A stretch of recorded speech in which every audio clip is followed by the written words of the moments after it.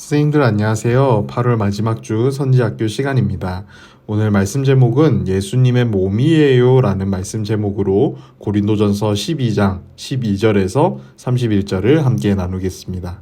오늘 본문인 12장 12절에 앞서서 12장 1절에서 11절을 보면 바울은 표면적인 은사의 다양성과 기원과 목적에 있어서의 통일성을 이야기했습니다. 오직 성령을 받은 자만이 예수를 주라 시인할 수 있습니다.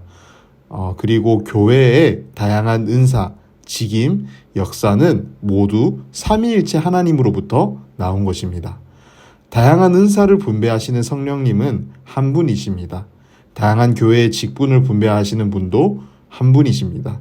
그리고 다양한 교회의 역사를 모든 사람 가운데 분배하시는 그 하나님 역시도 한 분이십니다. 성령의 은사가 분배되는 목적은 교회 공동체의 유익을 위한 것이라고 바울은 강조했습니다. 그래서 성령께서 그 뜻대로 다양한 종류의 은사를 나누어 주심을 바울은 앞선 본문에서 이야기했습니다. 오늘 본문이 이제 12장 12절부터 또 31절을 살펴보면 바울은 먼저 모든 그리스도인들은 하나의 그리스도의 몸을 이룬다는 것을 말했습니다. 몇 주 전 우리는 교회의 머리가 되신 예수님에 대해서 함께 말씀을 나누었는데 이제는 모든 그리스도인들이 하나의 그리스도의 몸을 이룬다는 것을 내용으로 이번 주 말씀을 함께 나누게 될 것입니다. 하나의 몸에는 많은 지체가 있습니다. 눈, 귀, 코, 입 이것들이 머리 안에 있고 또 그 다음에 몸을 보면 팔과 다리가 있고 또 다양한 신체 부위들이 있습니다. 하나의 몸에 많은 지체가 있는 것처럼 교회도 마찬가지입니다. 유대인, 헬라인, 종, 자유인 할 것 없이 다양한 사람들이 한 성령으로 세례를 받아 하나의 몸을 이루게 되었습니다. 몸은 하나지만 지체는 다양합니다. 발과 손과 귀와 눈 등이 서로 다른 지체일지라도 그것들은 모두 한 몸에 붙어 있습니다. 만일 몸에 하나의 지체밖에 없다면 그것은 몸으로서 기능을 할 수 없습니다. 또 하나의 지체라도 빠져 있으면 그 몸 역시도 불편한 것은 마찬가지입니다. 하나님께서 그 뜻대로 각 지체를 한 몸 안에 배치시켰다는 것을 우리들은 기억해야 됩니다. 몸에는 많은 지체가 있습니다. 하지만 그 지체가 구성하는 몸은 하나라는 것, 그건 역시 오늘 우리들이 명심해야 됩니다. 각 지체들은 그리고 서로의 존재와 기능을 존중해야 됩니다. 어떠한 지체는 그 기능이 약해 보일 때가 있고 또 어떠한 지체는 조금 덜 중요해 보일 수도 있고 또 어떠한 존재는 약간 보기에는 아름답지 못할 존재도 있습니다. 하지만 그 각 지체가 서로 기능도 다르고 또 하나라도 빠져 있으면 우리의 몸이 불편하고 또 지체가 하나밖에 없으면 그 몸이 온전치 못하다는 것처럼 서로의 존재와 기능을 존중해야 된다는 것. 마찬가지로 우리가 교회 안에서 한 지체라도 정말 떨어지지 않고 또 한 지체만 존재할 수 없다는 것을 오늘 말씀을 통해서 우리가 기억했으면 좋겠습니다. 성도 공동체는 그리스도의 몸입니다.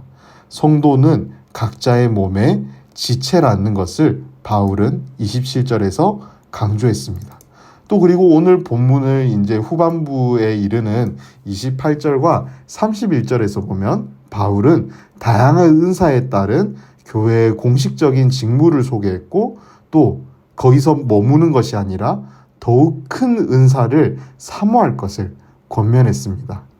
하나님이 교회의 공식적인 직무를 몇 가지 정했습니다. 어떠한 사람은 사도로서 또 어떤 사람은 선지자로서 교사로서 능력을 행하는 사람으로서 병 고치는 사람으로서 구제하는 사람으로서 다스리는 사람으로서 또 각종 방언을 하는 사람으로서 많은 직무로 하나님께서 교회에 세우셨습니다. 모든 사람이 한 가지 직분이나 은사만을 수행할 수는 없습니다. 그래서 성도들은 더욱더 큰 은사들을 사모해야 된다는 것으로 바울은 오늘 본문을 마무리했으며 이제 모든 개별적인 은사 중에서 가장 좋은 것, 가장 중요한 것은 사랑을 구하는 길이라고 바울은 오늘 말씀을 마무리했습니다. 오늘 본문은 우리들이 평상시에도 많이 묵상을 했을 것이고 또 선생님들께서 설교 말씀을 통해서도 많이 들어봤을 내용인데 참 이 말씀이 중요한 내용이고 또 우리가 많이 들어봤지만 망각할 때가 많습니다. 그래서 우리가 오늘 몇 가지 포인트를 보면서 함께 나누고 또 아이들에게 가르쳐주면서 어떻게 우리 유아부가 좋은 공동체가 되고 하나님께서 기뻐하시는 공동체가 될 수 있는지 함께 살펴봤으면 좋겠습니다. 첫 번째로 기억했으면 좋겠는 거는 교회는 다양성 안에서 단일성을 추구하는 유기체입니다. 본문 12절을 보면 몸은 하나인데 많은 지체가 있고 몸의 지체는 많으나 한 몸인과 같이라는 말씀이 있습니다. 교회는 참 모습을 인간의 몸에 비유한 것입니다. 인간의 몸에는 팔도 있고 다리도 있고 눈, 코, 입, 귀 등 많은 여러 지체가 있습니다. 팔과 다리 그리고 눈과 귀는 전혀 다른 독립적인 기능을 합니다. 다리만 있으면 팔이 없어도 걸을 수 있습니다. 눈만 있으면 귀가 없어도 볼 수 있습니다. 그러나 독립적인 기능이 있다고 해서 몸에서 분리될 수는 없습니다. 몸과 분리된 지체는 그야말로 무용지물입니다. 몸을 떠난 지체는 생명이 없습니다. 몸을 떠난 다리는 더 이상 걸을 수 없고요. 또 몸을 떠난 팔은 아무것도 잡을 수가 없습니다. 결국에는 썩어서 없어질 뿐입니다. 그러므로 각기 다양한 기능을 지니고 있는 지체일지라도 반드시 몸에 붙어 있어야 됩니다. 그리고 지체가 몸에 붙어 있을 때 그 몸은 온전해집니다.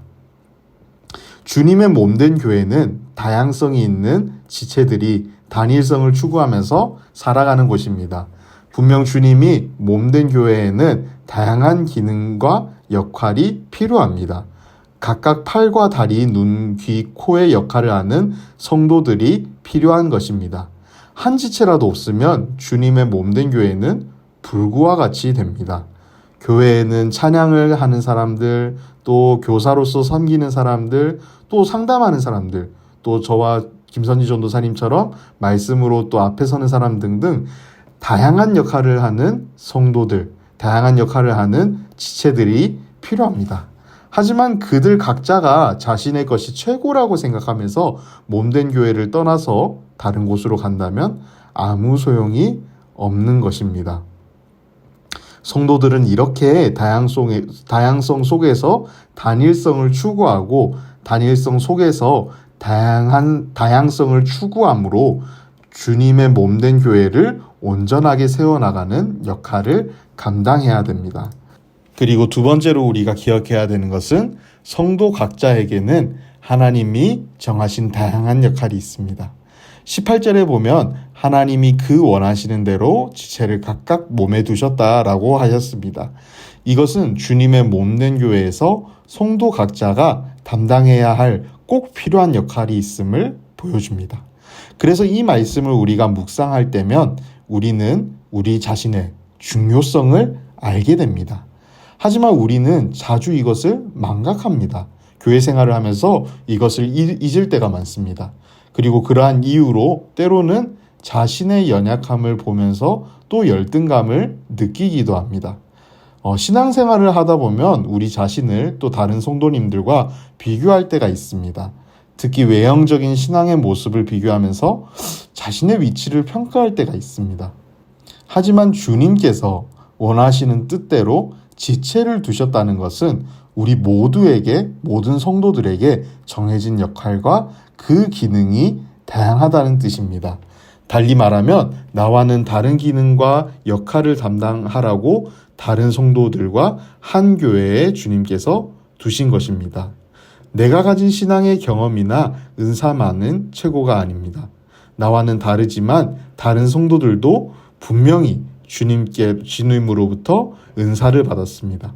비록 내가 보기에는 별로 쓸모없는 것일지라도 그것은 주님 주신 이는 비록 내가 보기에는 별로 쓸모없을지라도 그것을 주신 분은 하나님이십니다. 모든 성도는 지체로서 교회에서 각자의 역할이 있습니다. 물론 그것들은 다양합니다. 그리고 이것은 주님의 뜻입니다.